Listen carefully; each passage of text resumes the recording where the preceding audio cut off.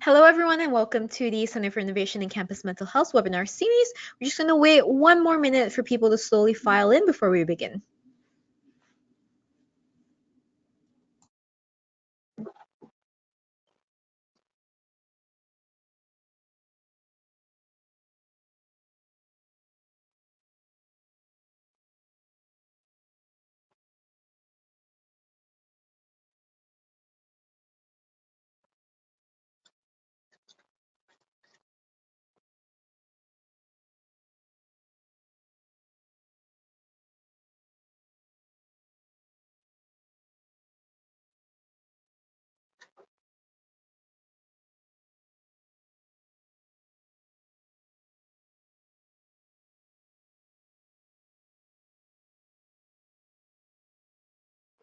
Okay, thank you for joining us today. So today we are going to be talking about supporting students with autism spectrum disorder.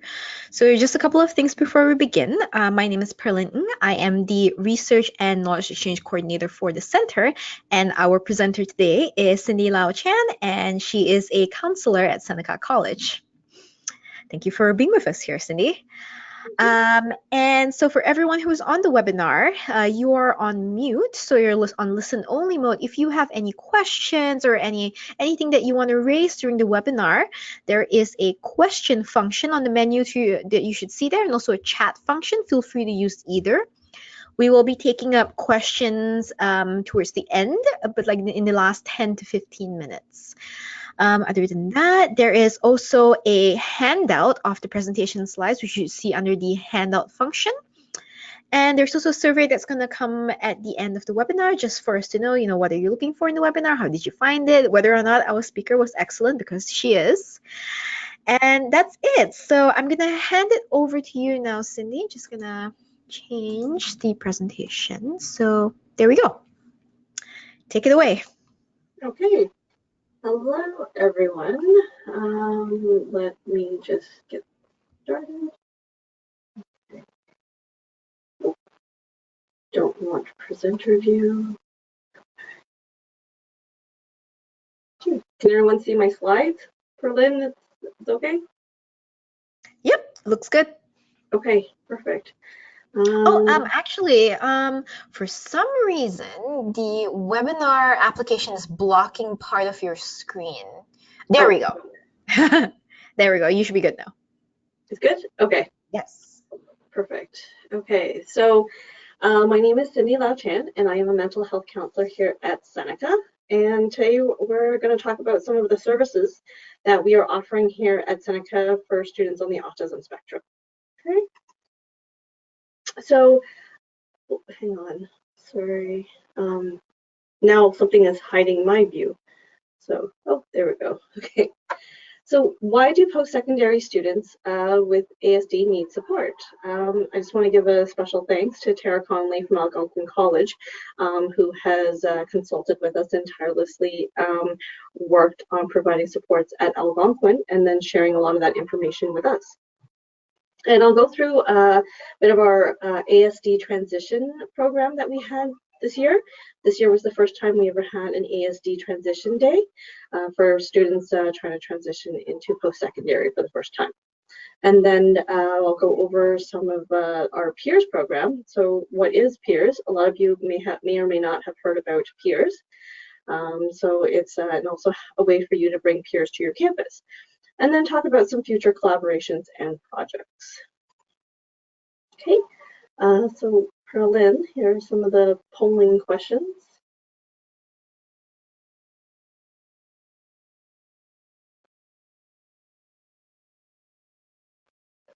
Okay. So how often do you work with students with ASD?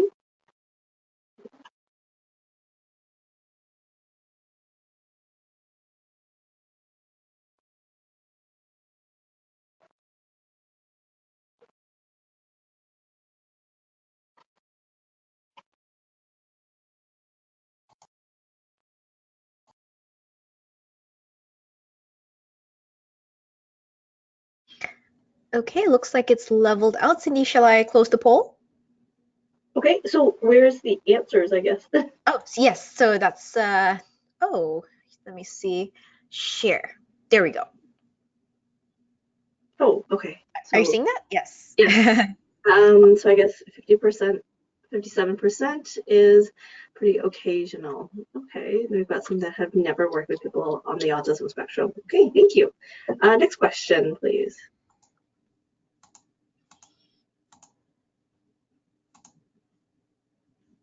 Okay. And it's where do you work?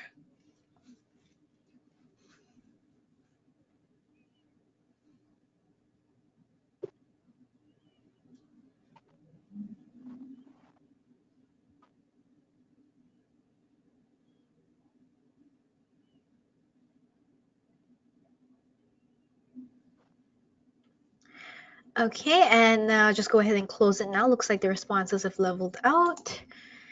So, yeah. Okay, so we got mostly people from Ontario. As expected. Yeah. Thank you. Okay, and next question. And this one is a, you can select as many as apply. So you can select more than one option.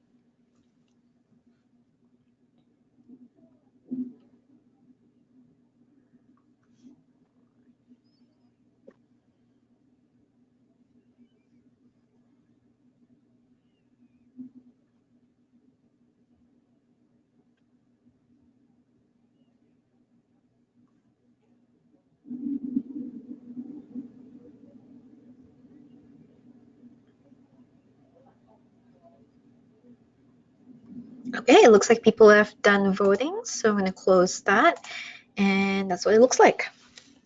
Okay, so general information on ASD, get ideas, and to get resources on supports for students with ASD. Okay, and to get ideas how to implement. Thank you. Okay, that was good for us to know. So final question, and here we go. What department you work in? Yeah.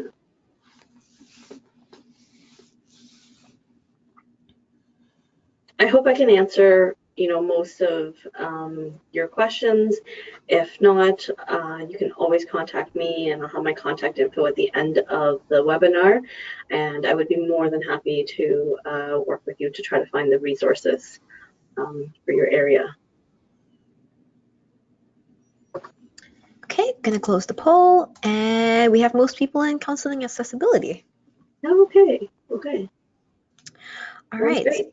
So, okay, back to you. Okay. Oh, sorry, my screen went to the right. Okay.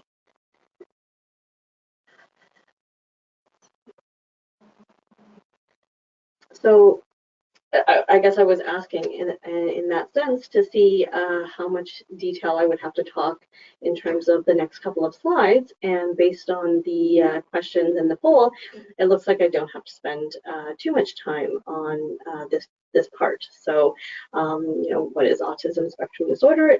It's neurodevelopmental in nature. It definitely impacts the way they communicate and how they socially interact, and some behavior. So a lot of the comorbidity associated conditions like depression, anxiety, sensory, OCD, learning disabilities, and some possible health issues. And I really like the quote, if you've met one person with ASD, you've met one person with ASD, right? Everybody is so unique, and it's a spectrum. Okay. So some strengths, that they have is the attention to detail, highly skilled in particular areas, logical, independent thinkers, sense of social justice, visual thinkers, verbal strengths, direct communication with people, and average to above average intelligence, right? Some challenges that they might have is a limited perception of how others think or feel, visual cues and unstated rules of conversations, social conventions, and literal thinking. Big picture views might be a bit of a challenge. Need for routines, visual spatial processing in a large college, and they may not hold the same values as a neurotypical person. So I know this is a little bit old, like about 7 years old, but this is what I could find so far in terms of the colleges reported ASD in 2001 and 2009. I mainly wanted to just point out that there was a significant rise in colleges reporting students with ASD, and that's the main thing that I wanted to show with this graph. Okay. Some of the bigger colleges you can see here from Algonquin and Seneca and Sheridan, it shows a significant rise. So how does ASD affect post-secondary institution? Well, in terms of communication, right? And how professors communicate with the students and how the students will communicate with each other. It expands the space for alternative perspectives, right? There's a lot about UDL right now, Universal Design of Learning, right? So it definitely helps us expand the space in terms of what we think or how things should be taught. Socialization is different, creativity, information delivery considerations, right? Should we make it more step by step? Should it be more literal? There's a lot of different ways and methods we might want to think about in terms of how information is delivered in a post-secondary institution, as well as sensory, like the lighting in all of our classrooms, the anxiety, mental wellness, right? A lot of that is that could be affected. So this is ideal, right? Like we say, it's best practices for students with ASD. So we definitely, really want comprehensive transition planning. As we know, it can be very discombobulating for students going from secondary to post-secondary. There's a lot of different changes. The classrooms could be different. Just even coming here on the first week of school with thousands of students all of a sudden moving around in the hallways, and the lights and the noise and the smells can be really overwhelming. So having a good kind of transition planning, this is what to expect. This is what you might see. How do we get to your classes? Let's practice walking and identifying where your classroom is. Very important. So academic goal setting and preparation for that. A lot of self-awareness and self-advocacy. As we know, in post-secondary institutions, you're not guided like you are in high school, like where's your homework, this is due soon. It's a lot of it is like that kind of self-advocacy skills, own time management skills, even asking for accommodations sometimes is a negotiation tactic between the professor and the student. Just like I said, academic accommodations in place for students, academic supports, support and coaching around social situations and interactions. You're going to have to do a lot of group projects in post-secondary. And how do we navigate that? How do we find out who's the group leader? How do we get into a group? I don't know how to get into a group. How do we navigate that and advocate for ourselves? Inter-service collaboration. So instead of the silos, the most biggest preference would be if we could have a lot of collaborations with other services, so it seems more seamless and students don't have to go from service to service to service. Just-in-time services, right? Like our counseling and accessibility office, we are not open 24/7. There are certain times that you can get questions answered or things done for you. Multi-use space. So quiet rooms, quiet times, where is there different places that, you can find ways to calm yourself. And, so all of these kind of included in the transition planning is very important. So the benefits of knowledge exchange or transfer opportunities can bring a ripple effect provincially. So our own ASD transition day, this was our first year doing this. We normally have a 2-day transition day that is done for any student using our accessibility services. And so we thought that we would do another transition day specifically for students with ASD. Just so we could kind of really hone in on some of the particular questions or supports that they might need. So this was our first day, our first year doing this. So we started at 11 o'clock because we wanted to go until 7 o'clock in the evening because we added a parent portion. We wanted the parents or the guardians to come and attend and ask questions and also learn more about some of the services that we do have here at Seneca. So we started with a little presentation called How to Make Stress Your Friend. So you're in college, you're going to be stressed. That's just natural. So it's like, how do we manage it better? How can we view stress as a way of motivating ourselves? And this is what to expect.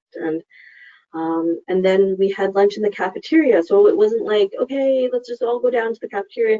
It was very planned out. So we would actually walk them down the cafeteria, show them what to expect. This will have more students. This is where you can sit. If you want a more quieter space to sit, you can, go over here. You don't have to sit in the cafeteria, just going over some of the not necessarily rules, but some of the casual social etiquette when it comes to being in the cafeteria.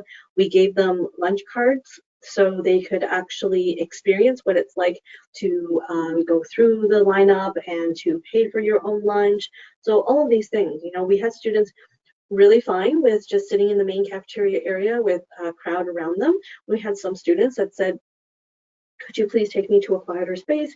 When we did, and we found the place where they could eat their lunch and feel comfortable. Okay.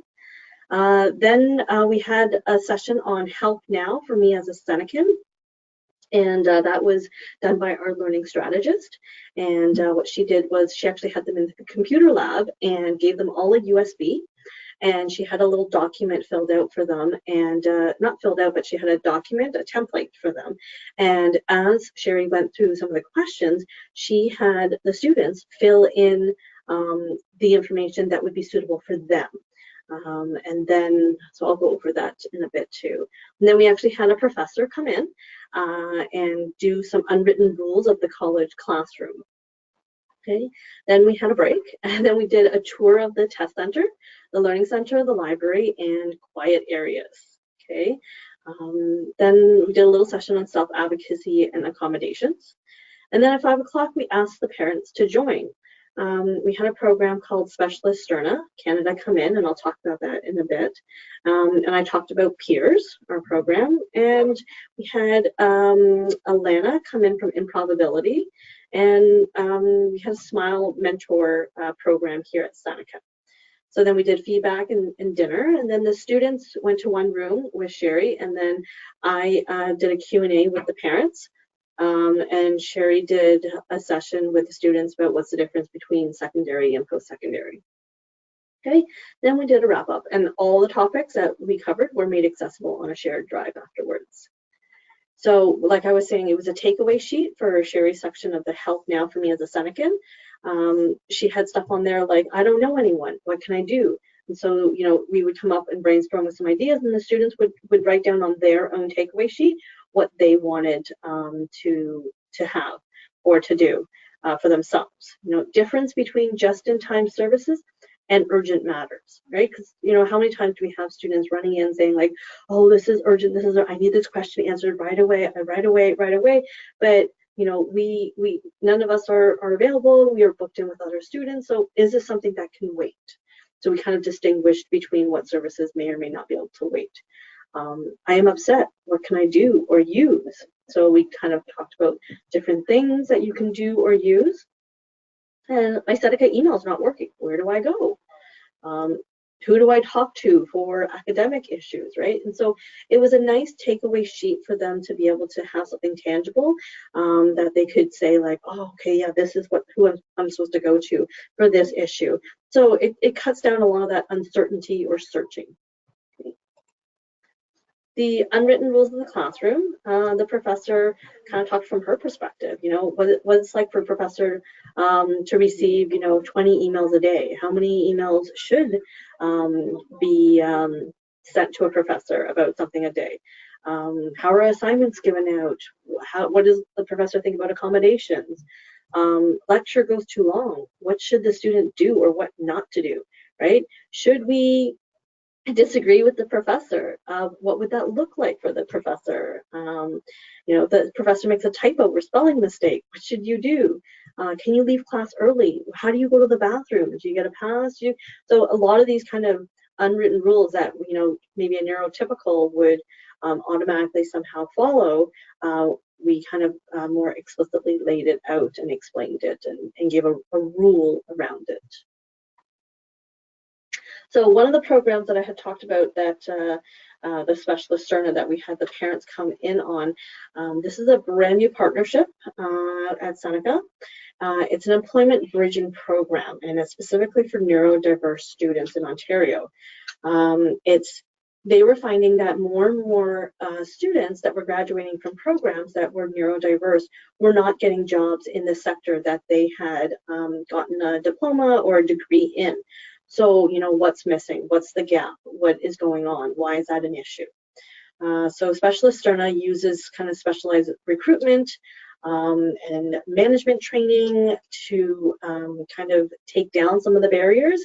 For example, they would take a job description and they would then break down what are the skills involved in the actual job description. And they would, I think, run a fair almost and have students do very specialized, like if this was like an IT kind of job, they have partnerships with like a lot of different IT companies, TD Bank, Royal Bank as well. And then they would do a fair and say like, okay, if you're looking for a particular student that has this skill set, they would do different types of activities to kind of evaluate the student's skill sets. And then based on that, that was almost like your resume. And then they would use that towards like a different type of interview process. So it's no longer that kind of face-to-face, sit down, know all the social norms kind of interview. So it's really adapted for the post-secondary student that is neurodiverse. And they've trained kind of the managers to kind of make the program more successful and allow the students to be able to stay at the job longer and have a better sense of understanding. So they have given me this slide. They couldn't be here today. I asked them to come and join in on my webinar to explain their program, but they're all at a really big meeting right now. But for more information, there is the email down there or their website, specialiststerna.ca. So definitely contact them. Okay, so this is some of the feedback we got on our ASD transition day. The students was like, it was okay. The day was really informative. I like ASD day because I'm not able to come to the RSS workshop. So that's our other transition workshop due to work. I think I got all my questions answered and I know where to go. Well-paced, easy to get through, very good. I love doing the technology more than the talking. I was satisfied with the day, interesting, amazing experience, great time I had. The sessions taught me how to manage my stress levels. It was a really good day overall. So good positive feedback to bring for next year for our transition day. So another program that we do here at Seneca is the Peers program. So Sherry Parkins, our learning strategist, and I are certified Peers young adult facilitators. So this is a social skills group for young adults, and it's not like the the other social skills group that is out there. This is an actually evidence-based social skills intervention, and it's for highly motivated young adults between 18 to 38. It is 16 weeks. It is long. We do the entire program. It's a manualized program. We do it in its entirety here at Seneca, and it is free for our students. I know some other colleges have taken portions of Peers, and they do it at their college, but here Sherry and I actually do it in its entirety, and it's pretty much just learning skills and how to make and keep friends and develop romantic relationships. Dr. Legausen at UCLA founded this. This is her bread and butter. We actually went to UCLA and trained with her to get for the young adult portion. There are more and more provinces now that are being certified and trained in Peers. which is great. So the key to this is that they must have a social coach. So what we mean by a social coach is usually like a parent or a guardian. So the parents or guardian, the social coaches have to attend all 16 weeks as well. So Sherry teaches the young adult portion, I teach the parent portion, and it runs simultaneously at the same time. So we're teaching the exact same material to the social coach and the young adult. Then they have to go home and they do homework. So the homework usually is practicing the skills that we have taught in each session. So it might be about, how to make a phone call. So we would have them practice how to make a proper phone call with someone, and then their social coach is there to practice with them, to debrief with them, to go over the rules for how to make a proper phone call. So there's a sense of accountability there with the social coach, but it is a big commitment. Yeah, but they learn about conversational skills, appropriate use of humor, electronic communication, using it safely, handling direct and indirect bullying, handling arguments and disagreements, organizing get-together with friends, dating skills, and strategies for handling sexual pressure. She does have her manual, and you can purchase her book and her manual online, and there's the website. If you actually just Google Peers UCLA, it will pop up as well. So we do use the same research that Dr. Legausen uses in terms of for this testing the success of this program. This is just one of our charts that kind of shows. So the pre is the pink and the blue is the post. And this is just a test of the young adult social skills knowledge. And for most of them, you can see that there is definitely improvement after taking peers in terms of their social skills knowledge.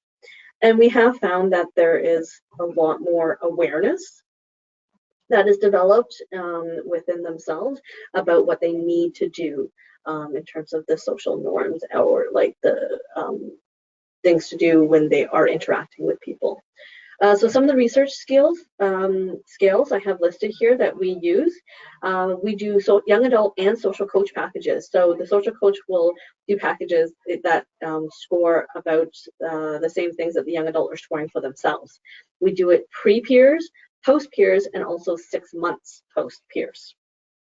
And we collate this data and make a bunch of pretty graphs. We do quality of socialization questionnaires, emotional and autism spectrum quotients, tests of their social skills, loneliness scale, social responsiveness scale, social anxiety scale.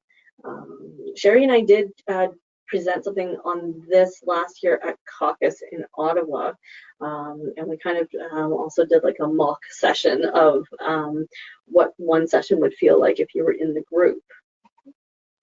So, and this is some of the feedback we've gotten over the years for our groups. Some of the students have said, I can have longer and more meaningful conversations. I learned how to set up group meetings using the 5 W's that I learned in peers. In placement, I was able to connect with clients and my coworkers and join conversations. I have more tools in my toolbox now. And some parents and students have written some very impactful letters on what peers has meant for their young adults and how it's changed their lives, and in the video. So who can be trained in peers? So it is geared towards mental health professionals, educators, medical professionals, speech and language pathologists, occupational and recreational therapists, researchers, and other professionals who work with young adults with social challenges. It is 24 hours of training over 3 days regarding use of the peer curriculum and the research behind the program. And Dr. E is the one that will do it. And you can go on her website or her Facebook page, and they have dates and stuff. However, we have talked to her about, how can we do a train the trainer? How can we train other people? She wants this program out there, and she wants to share the information with everyone. And so do we. So if you don't require yourselves to be officially certified under, peers, Sherry and I are developing a 1 to 2 day training module where we can train people to be facilitators of peers. You just won't be officially certified, but Dr. Elizabeth allows everybody that has been trained, that's been officially certified, to train other people. And we do know that 3 days and paying, thousands of dollars for practitioners to take time from their job to do it is a lot. So Sherry and I are developing a 1 to 2 day training module where we can share with other professionals that would like to be trained in peers and deliver peers. And we could do it here in Ontario, so you're not necessarily traveling to the United States for that. So if you're interested, definitely you can email me for that. Some future collaborations or projects. So I was talking about Improbability before, who is Alana Shields Baker. She is currently in the York region, and she does social improv to try to get people with movements and to work on social skills, like a lot of that. So we've got a bit of a collaboration to bring some social improv to Seneca as well, and I'm excited about that venture. And we're also working with the York Region School Board right now to do some transition programming from secondary to post-secondary. We do find that there is a bit of a gap between that kind of time period in terms of not necessarily services, but in terms of support and predictability and kind of like preparation and planning.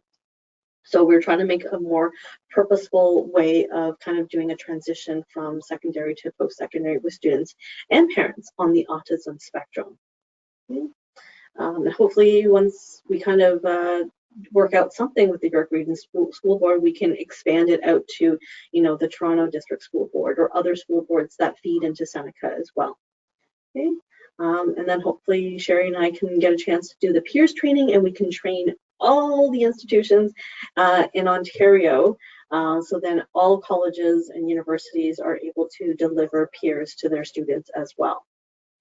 And I'm developing a training for Seneca frontline staff and faculty, as it seems to be a need. I've had a lot of coordinators and professors ask me, Cindy, I'm not really sure as to what to do when my student does this in their classroom. Is it okay for them to just walk out of the class, flapping their arms? Should I do something about that?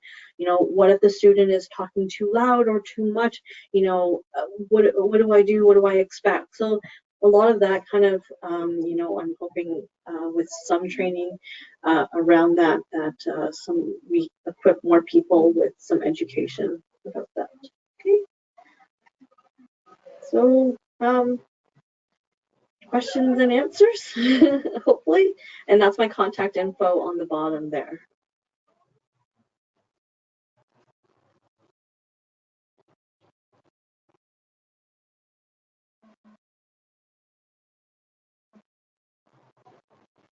Oh, we can't hear you, Perlin.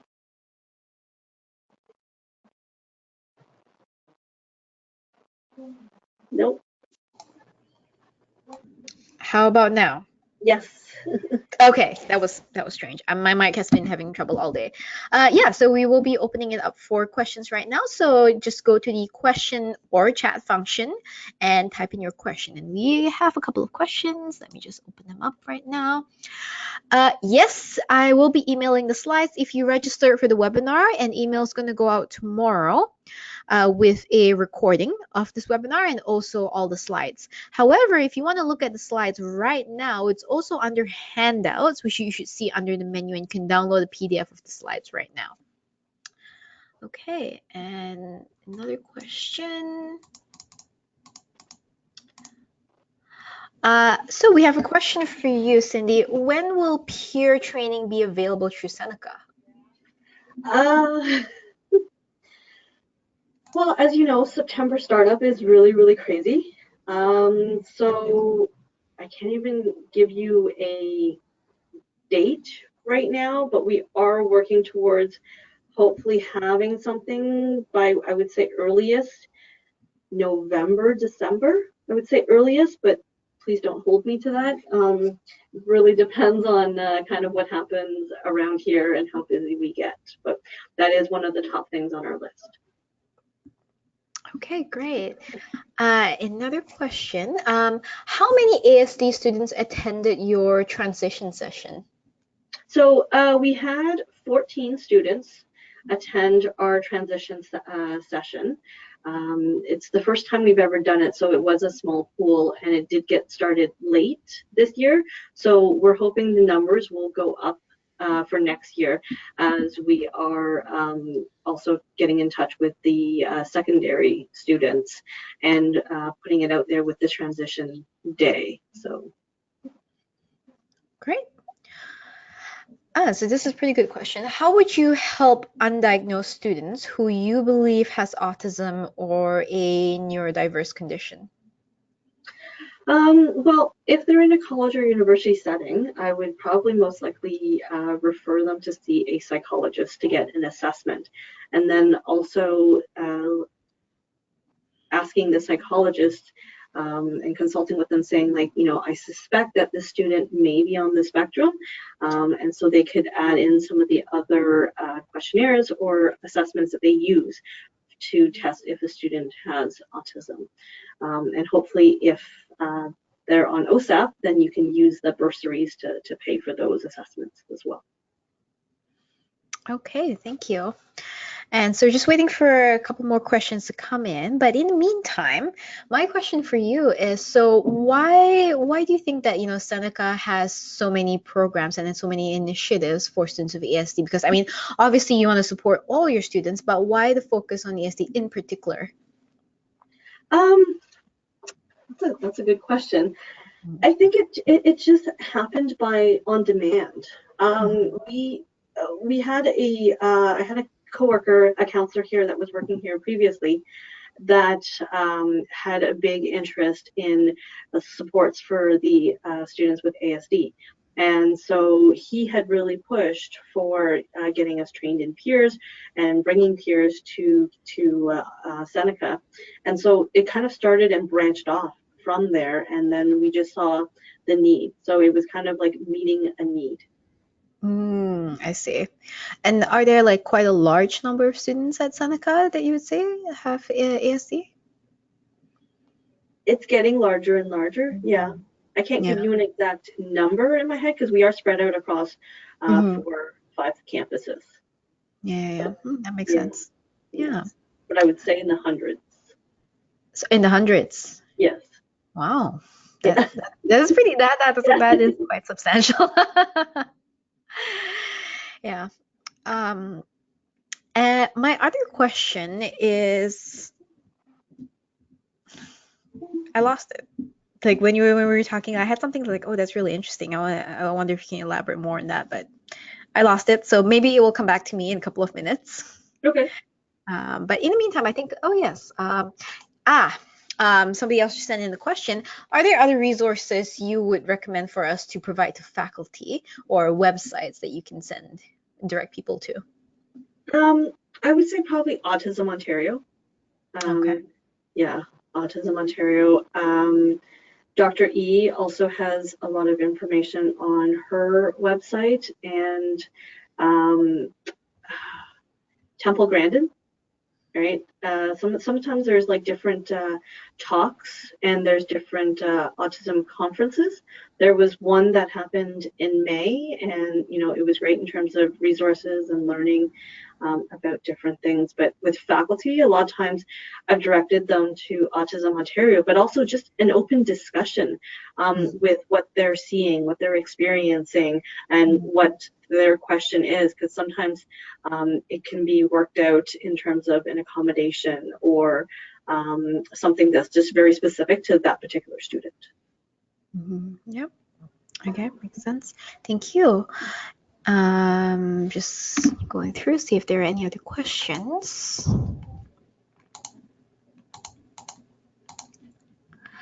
No. Well, we'll wait a couple of minutes, see if like anything else comes to mind for people. So how long have you been working with students with ASD?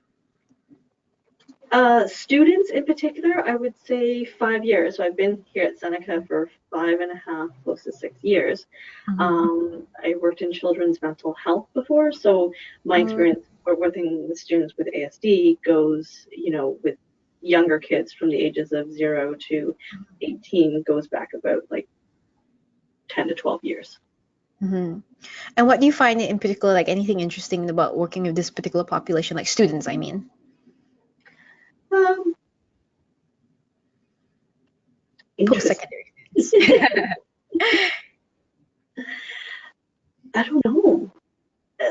I don't Like think there's. I guess like I'm thinking more like specific challenges that like that they face in that post-secondary environment, which lead to like requiring that more support as opposed to when they're younger, which you covered a little bit in your webinar in the presentation already.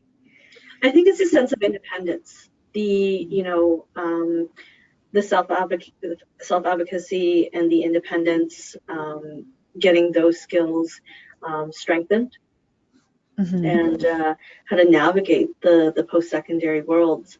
Sometimes professors are not as, I guess we'll say, forgiving or as understanding.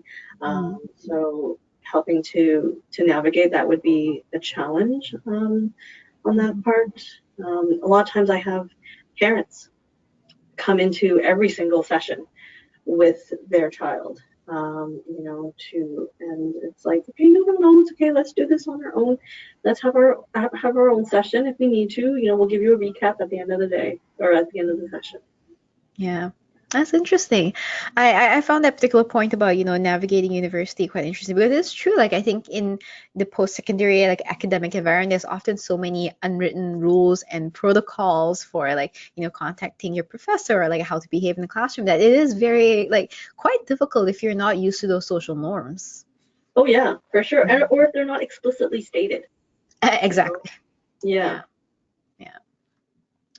Oh, so we have another question. Can you recommend any other programs for students of ASD that do not require the presence of a coach? Hmm.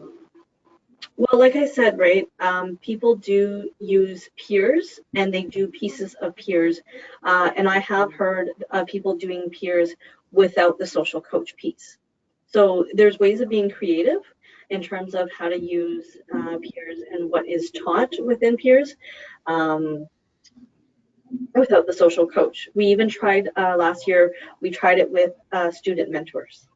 It was a little, yeah, so it was a little difficult because the student mentors had their own assignments due and they couldn't, sometimes meet with the student to make sure the homework was done. But if there is some kind of way you can build in just that self-motivation to be able to do that, then that just, helps with the success with peers.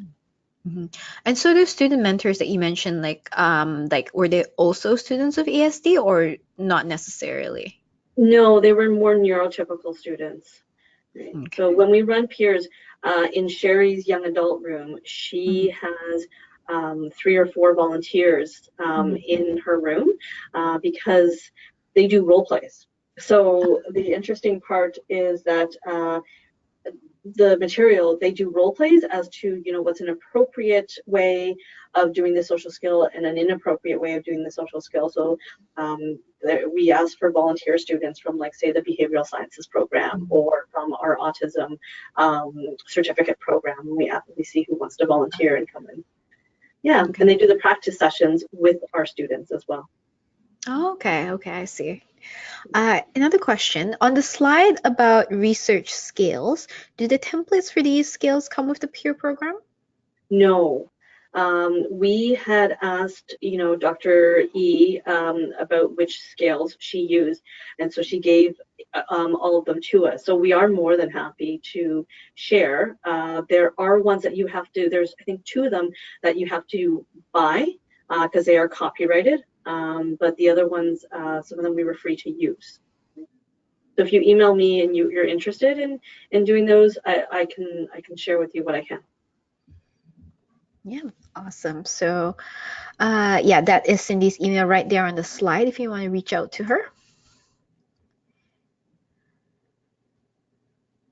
Okay, so and I think that is the extent of our questions. What about you, Cindy? Any other thoughts any other last words or like thoughts that you want to share before we break off? Um, no, thank you so much for asking me to do this and to share what we're doing at Seneca. I am very hopeful and that we can actually, get more supports and transition programs to all the colleges and universities. So this is a great way and a great platform to do so. Thank Yeah, you. well, thank you. Actually, we have one more question that just came in, so we keep it here a little bit longer. Cindy, have you had many students with ASD at Seneca who live in residence on campus, so away from home? And can you talk a little bit about some of the benefits and challenges for students with ASD who would require living in residence? That's a really interesting question. Yeah, no, that's definitely an interesting question. I have had a couple of students live in residence that are on the autism spectrum, but I would say that they're probably very high functioning. So these tended to be like a lot more independent students. Um, there was a lot less in terms of behavioral issues, and there was less need for accommodations in terms of that.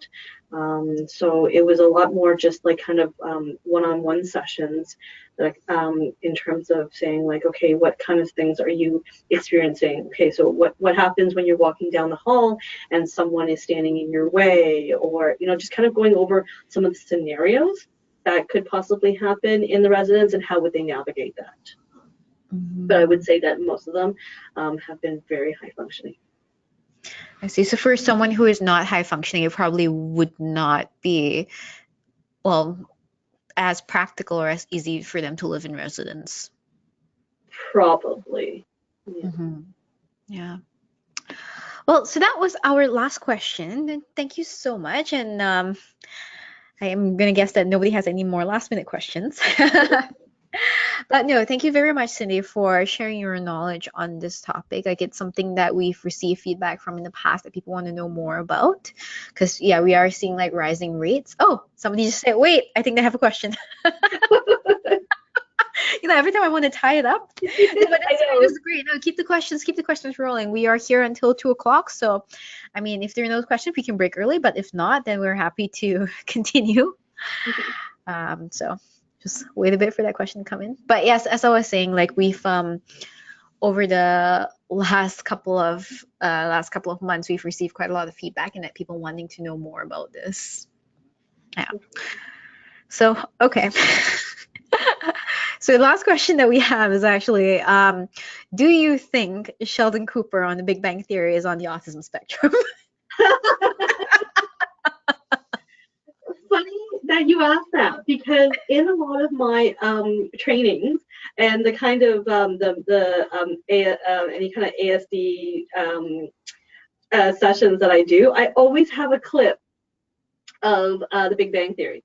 And one of my favorite ones is the friendship algorithm, and how like it's broken down in terms of how you're supposed to respond to friends, how you're supposed to make friends and keep friends, very much along the lines. And yeah, I would say I think Sheldon is on the autism spectrum.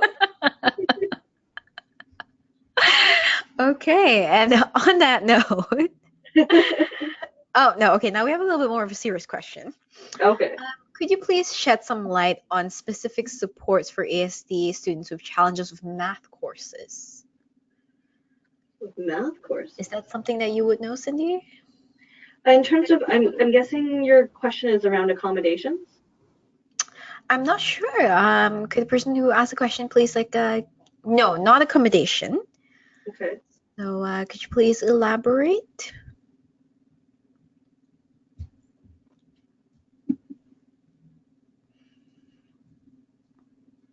Just typing, so we'll wait a little bit.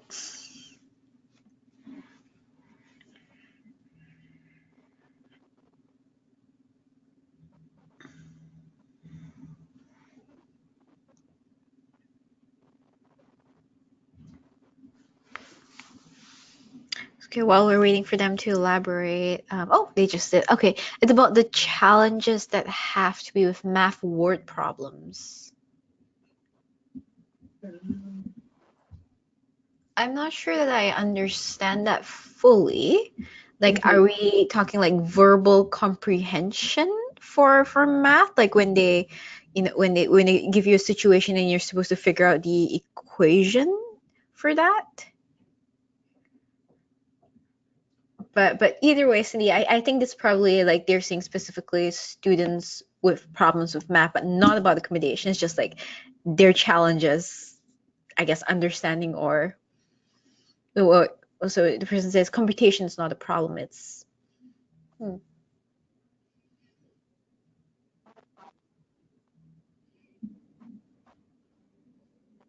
any any thoughts? Oh, sorry. I thought you were waiting Oh, no, for. no, no. So yeah, they I'm sorry. So yeah, they said that computation is not a problem, but it's about the challenges to do with like the word problems in math. So Okay, the word problems in math. So it's probably understanding the bigger, I'm guessing, right? If you're trying to ask, is like they're having issues understanding the bigger picture of trying to take the words and apply it into a formula because it's less linear thinking hmm. in terms Mhm. of, Yes. okay. Um, yeah, see, word problems are a weakness of mine as well in terms of trying to translate into a formula. I haven't done anything specific in terms of that's like a very, very specific question. Um, but just off the top of my head, it would probably, are we talking post-secondary or we're talking secondary or younger? I would assume post-secondary since this is a webinar for post-secondary. Yes, person says college. College, okay. Um,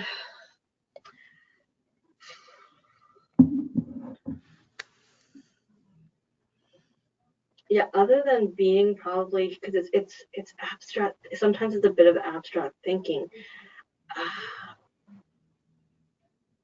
I would say that if there is a tutor or someone available to be able to help them distinguish what to look for in a word problem to make it into a formula.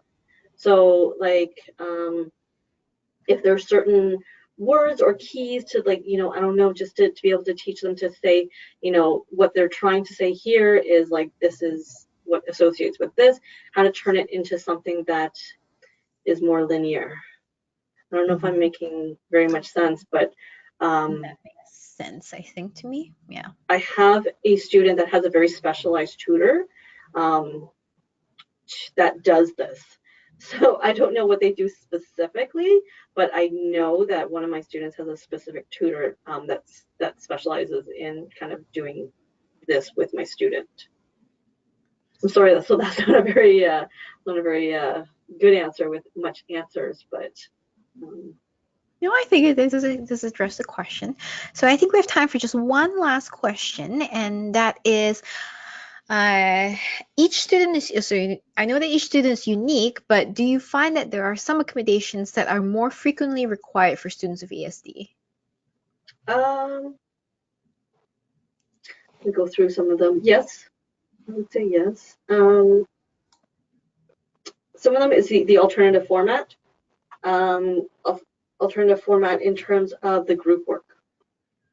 Mm. I do find for certain faculty, certain subjects, certain programs that we do use a lot of the alternative format in terms of, please assign this student to a group, or if there is a need for kind of more guidance and support around the group work and how the group works. So that is a common one that I found in terms of accommodation, other than the extra time. Um,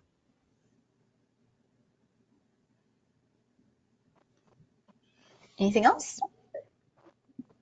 well, this one's not like super common, but I have used this quite often in terms of developing a signal um, as an accommodation for the student and the professor to know when they've kind of done something too much, or that they need to um, be mindful of a certain behavior, or just whatever is specific to that student, but like just a signal that is worked out between the student and the professor saying like either I need help, or hold on to that or something. Oh, interesting, interesting. Yeah. Mhm. All right, well, that brings us to the end of our webinar. So again, Cindy, thank you very much for sharing your knowledge, and to all our attendees, like, thank you very much for taking part and the discussion as well. So next steps is you will receive an email with the link to the recording and the presentation slides if you haven't already downloaded the slides, and that will go out tomorrow, as well as the evaluation form for the webinar, which we would be really grateful if you were to fill that out. Our next webinar is in October. I can't remember the exact date right now, but it will go out in the email as well, and that will be about mental health outreach in residence on campus. All right, so thank you everyone, and have a great rest of the day. Thank you.